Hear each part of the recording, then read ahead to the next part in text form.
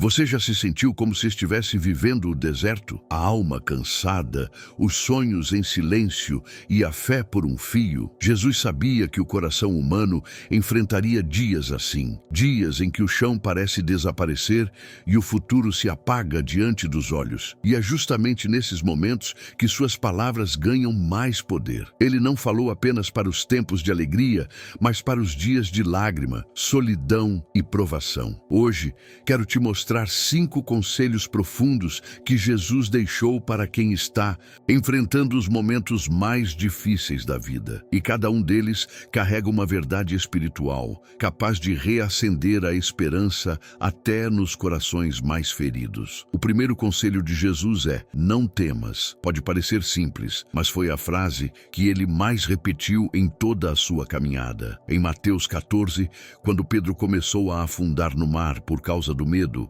Jesus estendeu a mão e disse: homem de pouca fé, por que duvidaste? Esse momento revela algo muito mais profundo do que uma história de fé. Mostra que o medo não desaparece quando o milagre chega. Ele desaparece quando confiamos em quem está conosco na tempestade. Jesus não prometeu ausência de ventos, mas garantiu presença. Ele não mandou Pedro construir um barco mais forte, mas o convidou a caminhar sobre as águas com ele. E é assim que Deus trabalha. Ele não muda a circunstância de fora sem antes transformar o coração por dentro. Quando o medo tentar te paralisar, lembre-se, quem te chamou está sobre as mesmas águas que te assustam. Há algo que Jesus repetia sem precisar usar palavras: a paciência divina. Durante os 30 anos em que viveu como carpinteiro, antes de iniciar seu ministério, ele já nos ensinava que há um tempo certo para cada propósito. Jesus sabia que a pressa humana é inimiga da fé. Quando Marta e Maria o chamaram porque Lázaro estava doente, ele demorou 4 dias para chegar. 4 dias! Aos olhos humanos, isso parecia descuido, talvez até abandono. Mas quando Jesus chegou, ele mostrou que Deus nunca chega atrasado. Ele chega quando o milagre tem o poder de ensinar. Quantas vezes você já olhou para o céu e pensou: Senhor, por que está demorando tanto? E talvez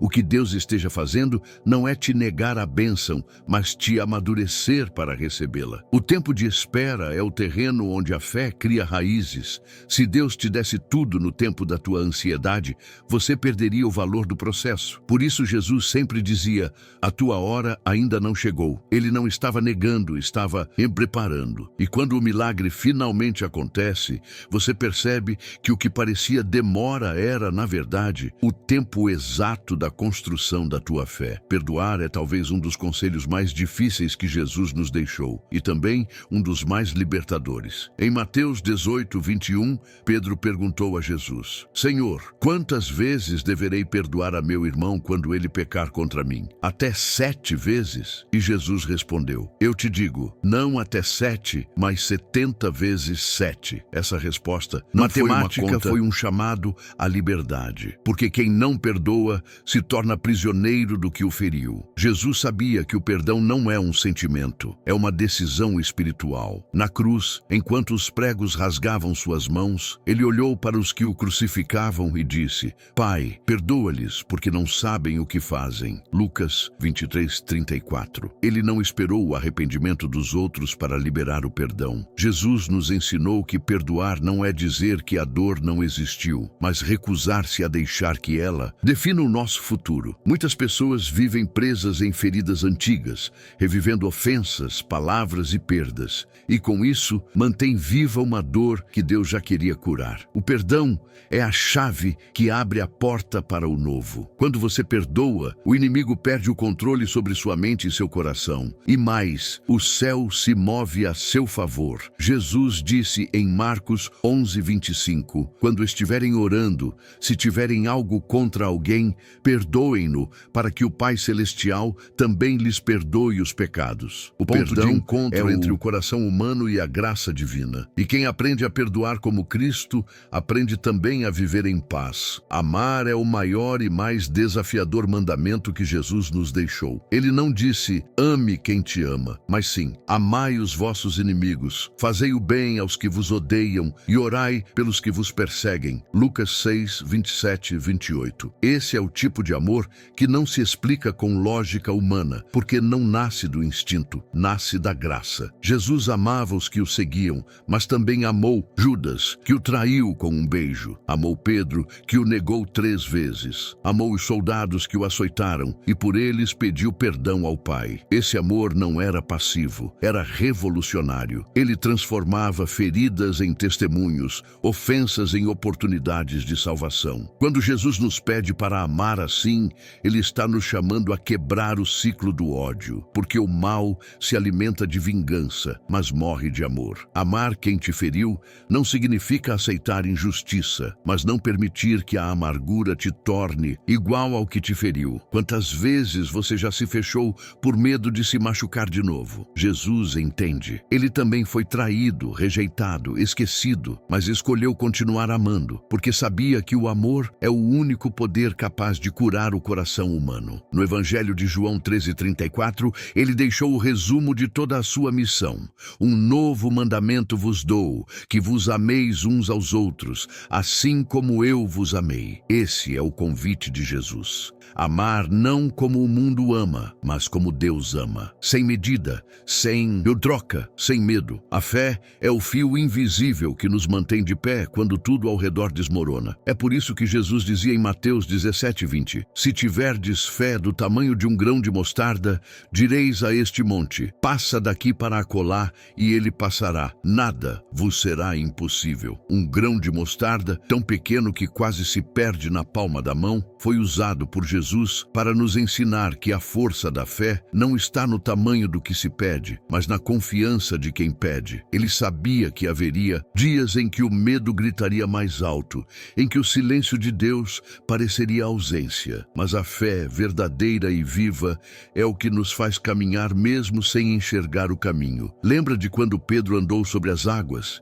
Enquanto seus olhos estavam fixos em Jesus, ele caminhou sobre o impossível, mas quando olhou para o vento e as ondas, começou a afundar. Mateus 14:29 e 30. A fé é isso, manter o olhar em Cristo, não nas circunstâncias. Muitos desistem um passo antes do milagre, porque confundem provação com abandono. Mas Jesus nunca abandona. Ele trabalha em silêncio, moldando tua coragem e testando tua confiança. A fé que Jesus quer de você não é a que apenas pede, mas a que permanece, mesmo quando tudo diz acabou. Se hoje o teu coração está cansado, respire e diga com firmeza: Senhor, eu confio em Ti, mesmo sem entender. É essa oração simples que move o céu. E lembre-se, os maiores milagres sempre nasceram do caos. Quando tudo parece perdido, é aí que Deus começa a agir. Segredo silencioso na maneira como Deus age. Ele nunca se atrasa, ainda que pareça demorar. Jesus entendia isso profundamente. Quantas vezes lemos nos evangelhos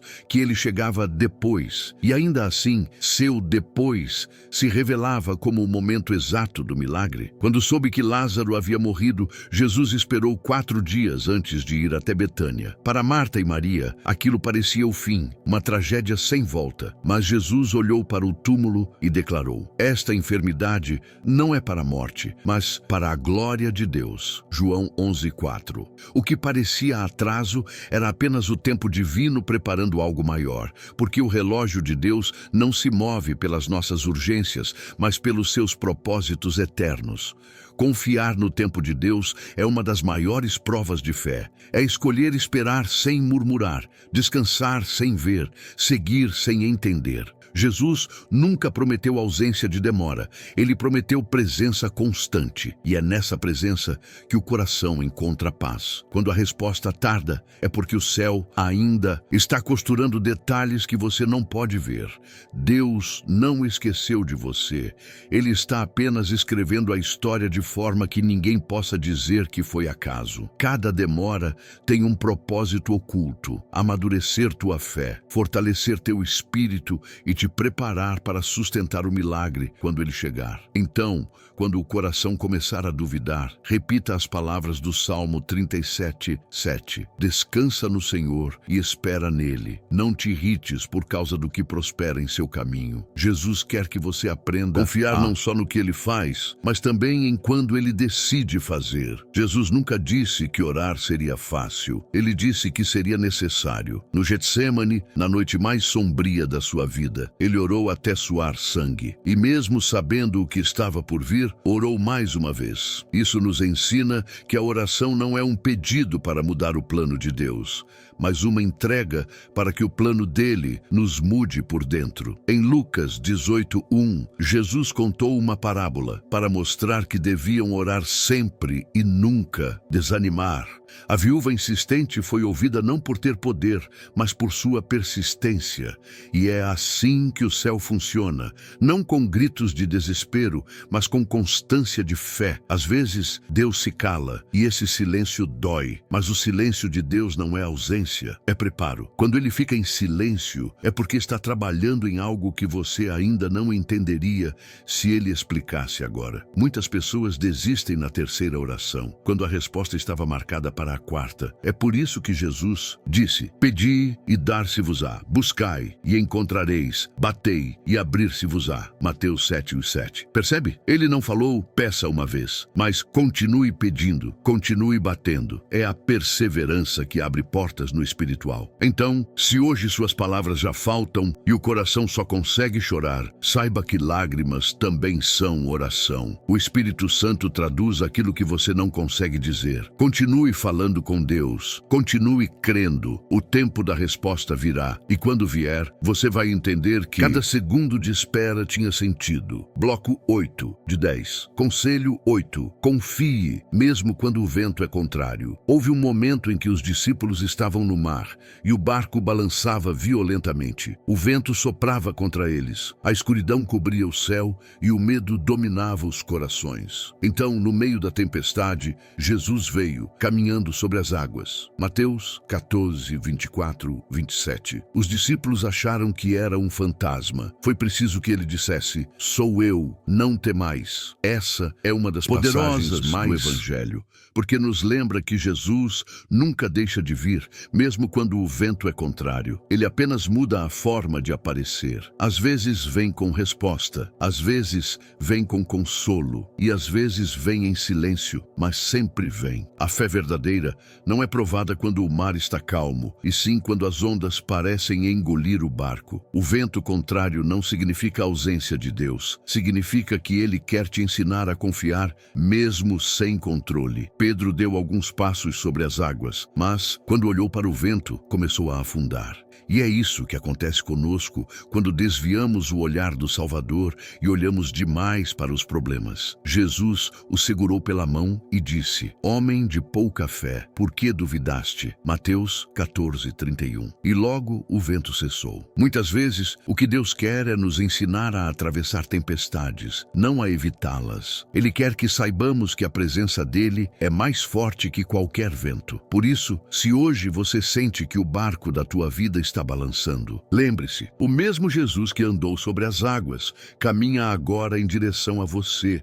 Ele não te deixou, ele está vindo, mesmo que o mar esteja revolto.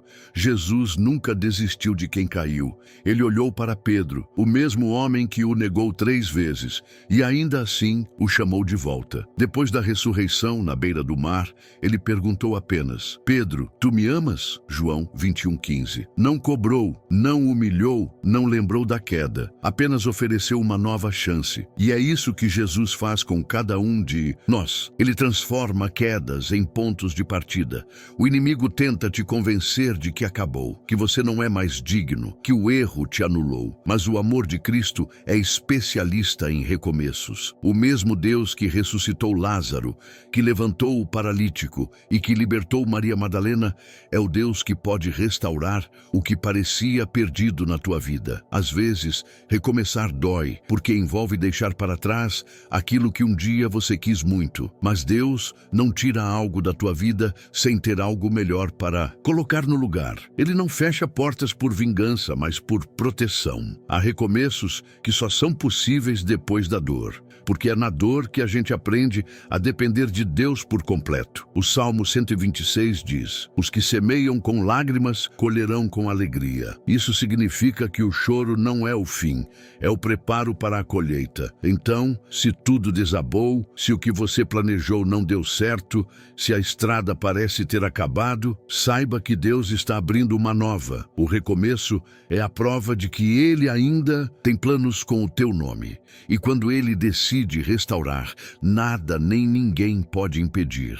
Jesus, ao ensinar sobre a semente e o solo fértil, nos revelou um princípio divino. Nada que é plantado com fé se perde. Pode levar tempo, pode parecer que nada está brotando, mas o crescimento acontece no silêncio da terra. Assim é com os planos de Deus. Ele trabalha em detalhes que você ainda não pode ver, mas que um dia farão sentido. O problema é que muitas vezes queremos controlar o tempo da colheita. Queremos que o milagre chegue rápido, que a resposta venha já. Mas Jesus nos chama à confiança. Ele disse: o reino de Deus é como um homem que lança a semente na terra. Ele dorme, acorda e a semente germina e cresce sem que ele saiba como. Marcos 4, 26, 27. Ou seja, você só precisa semear, regar com fé e esperar. O resto é com Deus. A ansiedade de ver o resultado é natural, mas a fé verdadeira é aquela que descansa mesmo sem ver. Quando entregamos algo nas mãos do Senhor, Ele não apenas guarda, Ele transforma. O que parece estagnado, Ele move. O que parece morto, Ele revive. E o que parece impossível, Ele realiza. Confie. Há promessas que estão sendo preparadas para florescer no tempo perfeito. Não é atraso, é propósito. E quando chegar a hora, o que é teu vai te encontrar, sem esforço, sem medo, sem dúvida. Hoje, respire fundo, acalme o coração e diga a si mesmo: Senhor, eu confio nos teus planos, porque quando você confia, o céu trabalha por você. Que essa palavra fortaleça e te lembre que o tempo de Deus nunca falha.